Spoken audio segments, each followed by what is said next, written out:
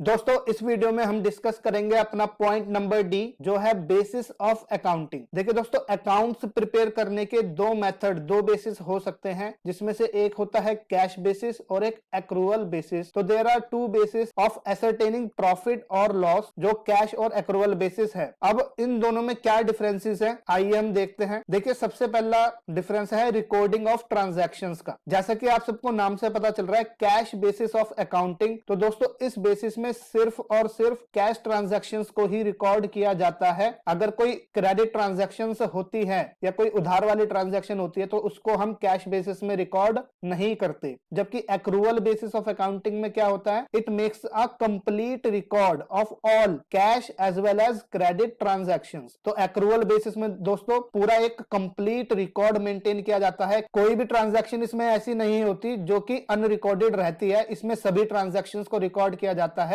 चाहे वो cash transaction हो या फिर क्रेडिट उधार वाले ट्रांजैक्शन हो। सेकंड पॉइंट है एसरटेनमेंट ऑफ करेक्ट प्रॉफिट और लॉस। देखिए जैसे कि कैश बेसिस में एक कंप्लीट रिकॉर्ड मेंटेन नहीं होता, क्योंकि इसमें क्रेडिट ट्रांजैक्शन को रिकॉर्ड नहीं किया जाता, इसलिए इस बेसिस से क्या होता है, it does not ascertain correct profit because it does not make a complete record of all cash and credit transactions. जबकि दोस्तों एक्रूअल बेसिस में कंप्लीट रिकॉर्ड मेंटेन होता है, इसी वजह से अंडर दिस बेसिस प्रॉफिट और loss is ascertained correctly. Why? Due to complete record of all transaction. इसके बाद पॉइंट नंबर थर्ड है लीगल पोजीशन। देखिए कैश बेसिस जो होता है, it is not recognised under the Companies Act. तो ये जो कैश बेसिस ऑफ अकाउंटिंग है, इसे कंपनीज एक्ट में रिकॉग्नाइज नहीं किया गया है। जबकि एक्रूअल बेसिस की लीगल पोजीशन है कि it is recognised under the Companies Act. तो इसे कंपनीज एक्ट में रिकॉग्नाइज किया गया है, तो लीगली ये एक लॉफुल मेथड माना जाता है। इसके बाद सुटेबिलिटी देखें अगर, तो कैश बेसिस दोस्तों जितने भी प्रोफेशनल पीपल होते हैं, जैसे कि lawyers, doctors, chartered accountants, company secretaries etcetera, तो इन सभी प्रोफेशनल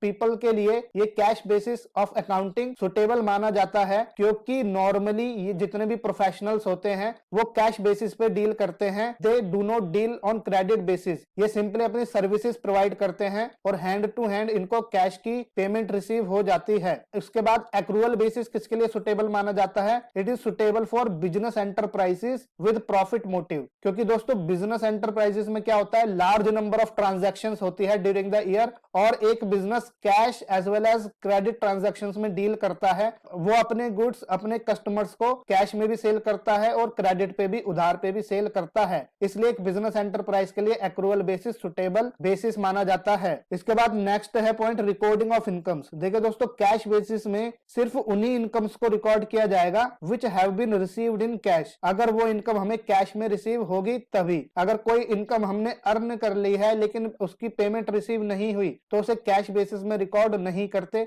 जबकि एक्रूअल बेसिस में दोस्तों क्या होता है, इसमें सभी इनकम को रिकॉर्ड किया जाता है whether cash is received for them और नॉट, जो कि दोस्तों हमने already accrual basis of accounting की वीडियो में ऑलरेडी आपको समझाया हुआ है कि इसमें इनकम को अर्न बेसिस पे रिकॉर्ड किया जाता है। अगर हम अर्न कर लेते हैं तो उसी साल में से रिकॉर्ड करेंगे, चाहे इसके बदले कैश रिसीव हुआ हो या ना हुआ हो। इसके बाद नेक्स्ट पॉइंट है दोस्तों रिकॉर्डिंग ऑफ एक्सपेंसेस। एक्सपेंसेस में भी दोस्तों कैश बेसिस में सिर्फ हम उन्हीं एक्सपेंस को रिकॉर्ड करेंगे which have been paid in cash. इसका मतलब अगर कोई आउटस्टैंडिंग एक्सपेंस है तो उसे हम कैश बेसिस में रिकॉर्ड नहीं करते। जबकि एक्रूअल बेसिस में ऑल एक्सपेंसेस आर रिकॉर्डेड, चाहे वो हमने पे किए हों या ना किए हों। मतलब आउटस्टैंडिंग एक्सपेंसेस को भी एक्रूअल बेसिस में हम रिकॉर्ड करते हैं। कोई भी ऐसा खर्चा नहीं होता जिन्हें एक्रूअल बेसिस में अनरिकॉर्डेड छोड़ दिया जाए, इसीलिए ये accrual basis complete record maintain कर पाता है। इसके बाद मैचिंग प्रिंसिपल की अगर हम बात करें तो cash basis of accounting is contrary to the matching principle. क्योंकि दोस्तों मैचिंग प्रिंसिपल हमें बोलता है कि हमें करंट ईयर के एक्सपेंस को करंट ईयर की